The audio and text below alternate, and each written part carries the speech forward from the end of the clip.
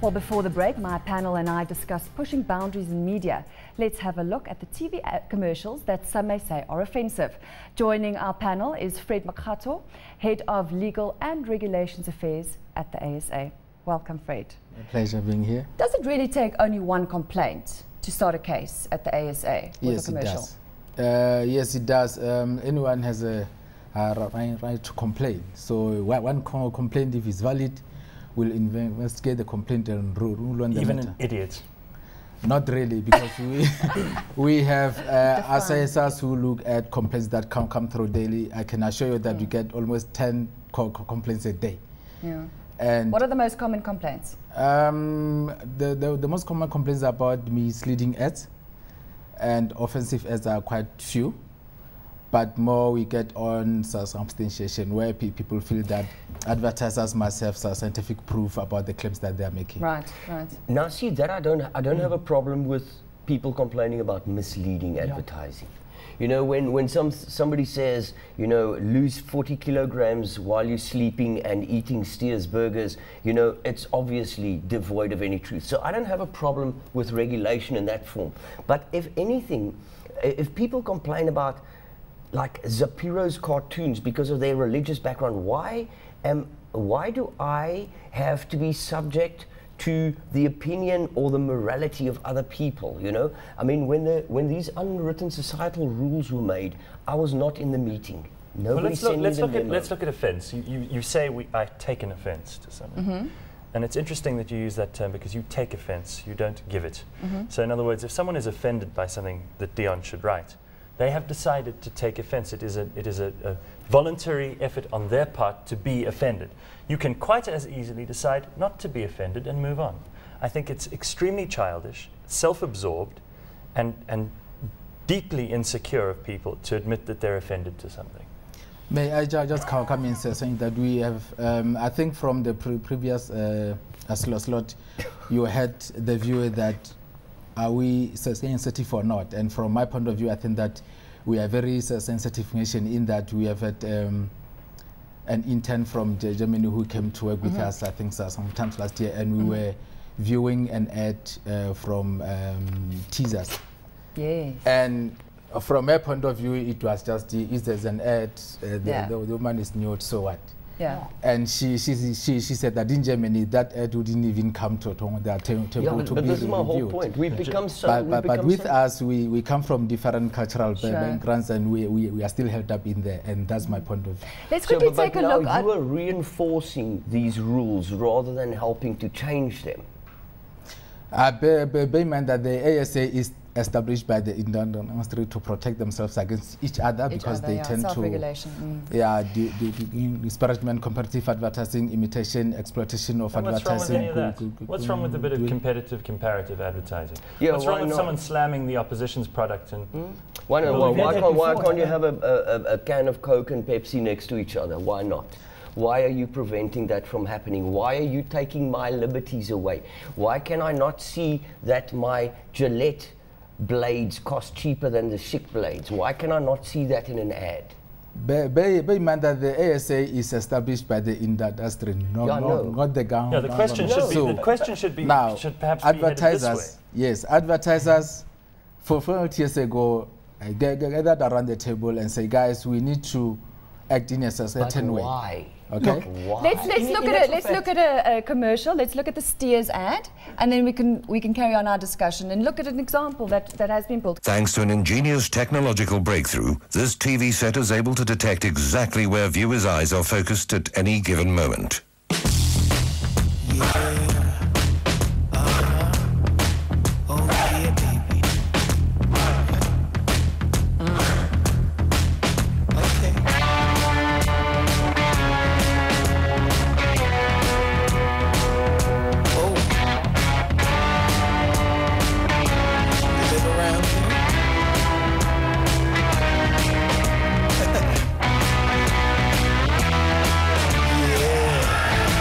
I'm sure the guys are all smiling around the table, but why was it pulled? Well, why are you saying the guys? I mean, what if I was gay?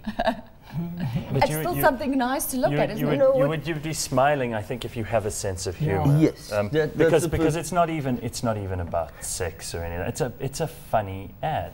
Yes. It's just it's clever. But now we're at this point where we are so politically correct that we have to, we can't actually, you can't show your penis size as a man anymore, you know, because you can't. Could you ever? No, I should hope not. I'd Yes, be of very course you can. embarrassed. Okay. No, but that sex does sell, guys, in reality, and sex specifically, it's a primitive emotion. Can I ask and even in the Greek, in Greek mythology, you Greeks have a lot exactly. So there's a whole lot of explain. nude people. Then was it banned?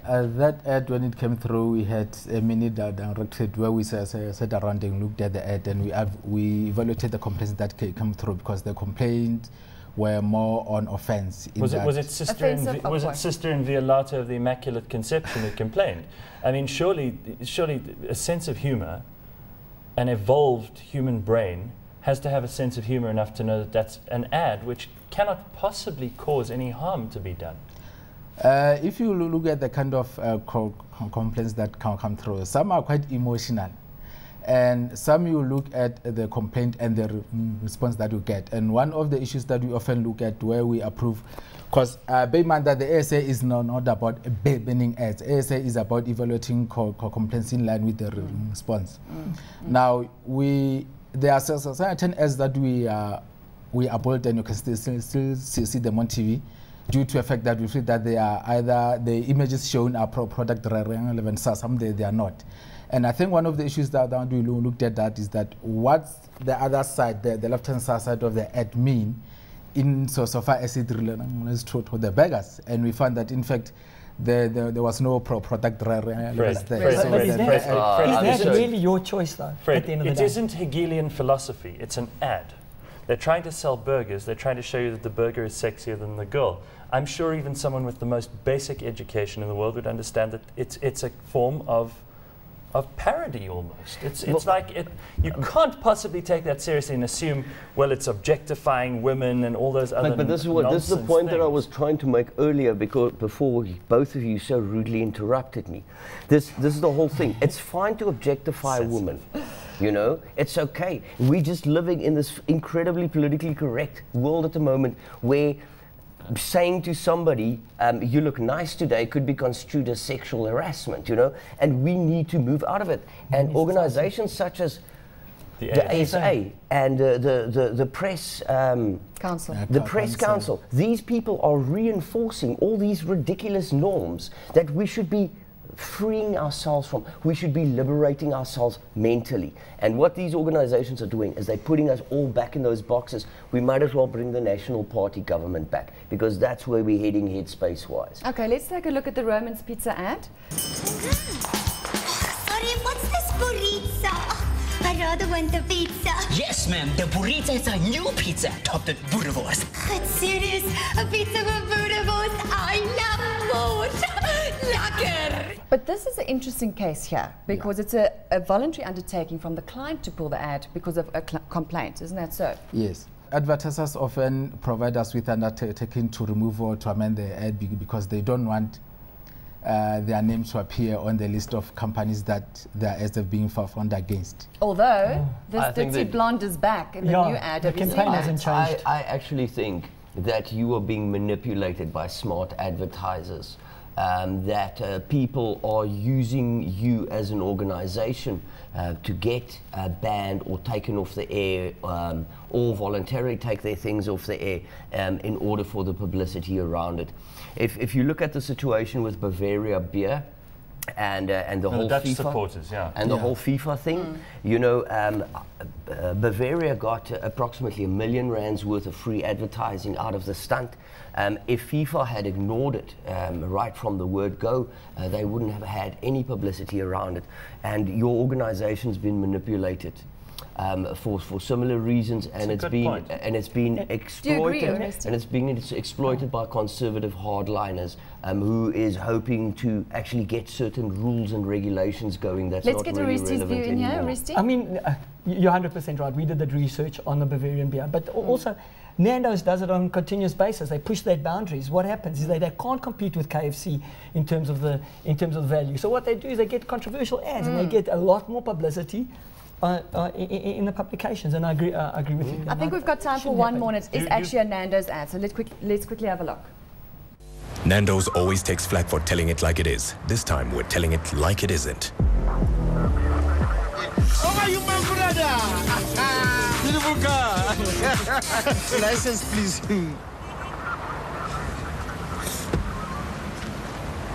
Oh, it's you here? Sure. You look beautiful and handsome at the same time. I know. Yeah, Baba. I mean, yeah, Baba all the time. No, man, you're a nice guy, man. Let me buy you lunch. You buy me lunch? Why do you want to buy me lunch? I can buy you lunch. I can buy you lunch. Baby wants to buy me lunch.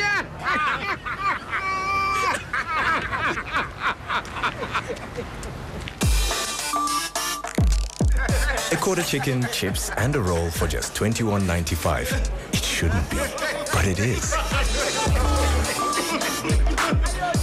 Gotta love the Nando's ads.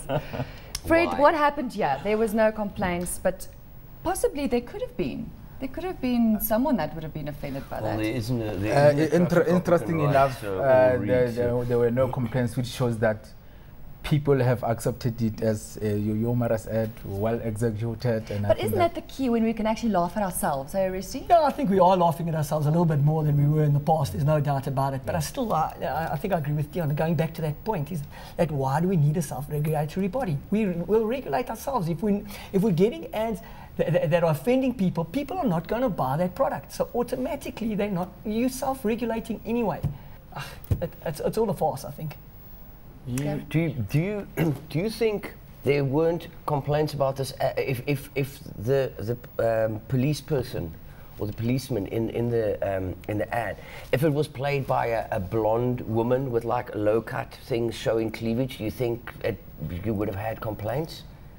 I can't be able to answer that question because I cannot predetermine what people will be thinking by looking at the ad. But the ads that we saw that had complaints about, they all involved breasts or buttocks. Yes, but you see here you bring up something interesting, and this is these cultural and religious sensibilities, which we're slaves to, and in large part people who have. You don't have to be slaves. No. I'm not saying all of us are. I know you're not. Just your final comment, Gareth, please. I think we've got to be aware of the fact that although something may offend us personally, it is our problem to deal with that, and we cannot force the rest of society to abide by not offending us.